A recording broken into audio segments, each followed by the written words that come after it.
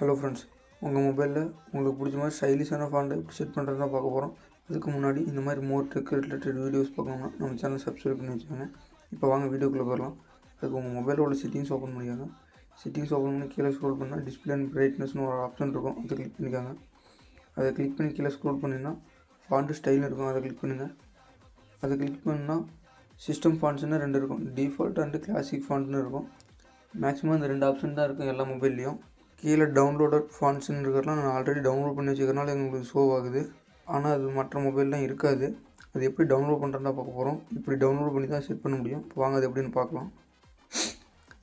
அதுக்கு ஃபஸ்ட்டு உங்கள் மொபைலில் உள்ள தீம்ஸ்னு ஒரு ஆப் இருக்கும், அதை ஓப்பன் பண்ணிக்கோங்க. ஆப்பை ஓப்பன் பண்ணிட்டு சர்ச் ஐக்கானில் ஃப்ரீ ஃபாண்ட்ஸ்ன்னு சர்ச் பண்ணுங்கள். ஃப்ரீ ஃபாண்ட்ஸ்ன்னு சர்ச் பண்ணால் ஆட்டோமேட்டிக்காக தீம்ஸில் இருக்கும். அது பக்கத்தில் ஃபாண்ட்ஸ்னு ஒரு ஆப்ஷன் இருக்கும், அதை கிளிக் பண்ணுங்கள். அதை கிளிக் பண்ணிங்கன்னா ஃப்ரீன்னு இருக்கிற ஃபாண்ட்டை மட்டும் தான் உங்களால் ஃப்ரீயாக செட் பண்ண முடியும். மற்ற ஃபாண்டெல்லாம் உங்களுக்கு அமௌண்ட் கேட்கும். அதுக்கு நீங்கள் அமௌண்ட் கட்டி செட் பண்ணுற மாதிரி இருக்கும். அதே நீங்கள் ஃப்ரீன்னு இருக்கிற ஃபாண்ட்டை செலக்ட் பண்ணி டவுன்லோட் ஒரு ஆப்ஷனை கொடுத்தீங்கன்னா டவுன்லோட் பண்ணுவா இல்லை ஒய்ஃபைல டவுன்லோட் பண்ணுவான்னு கேட்கும். டவுன்லோட் கொடுங்க. டவுன்லோட் ஆனதும் அப்ளைன்னு ஒரு ஆப்ஷன் இருக்கும், அப்ளைன்னு கொடுங்க.